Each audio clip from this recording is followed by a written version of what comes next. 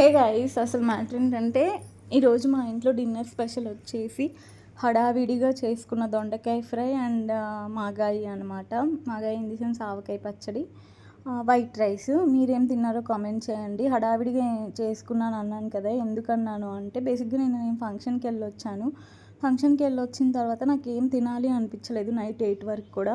But 8 తర్వాత పిచ్చి ఆకలేసింది అనమాట. సో ఇంకేం చేస్తున్నాను, గబగబా ఒక గ్లాస్ రైస్ కడిగి పెట్టేసుకొని ఫ్రిడ్జ్లో ఏమేమి కూరగాయలు ఉన్నాయో ఎత్తుక్కొని ఫైనల్లీ దొండకాయ అయితే కనిపించింది. సో దొండకాయనైతే ఇలా పొడుగ్గా కట్ చేసుకొని కొంచెం ఆయిల్ వేసేసి ఎలా పడితే అలా వేపేసాను. కానీ అది చాలా బాగా వచ్చింది. మంచిగా చెయ్యాలి, నీట్గా చెయ్యాలి అన్న రోజు అస్సలు వంట కుదరదు. ఇలా హడావిడిగా చేసినప్పుడు మాత్రం చాలా చాలా టేస్ట్ బాగుంటుంది. నేను ఇది పర్సనల్గా ఎక్స్పీరియన్స్ చేశాను. మీకు కూడా అంతేనా? అంటే హడావిడిగా చేసిన వంట మాత్రమే చాలా బాగుంటుంది అని నా ఫీలింగ్ అనమాట. Okay, bye guys.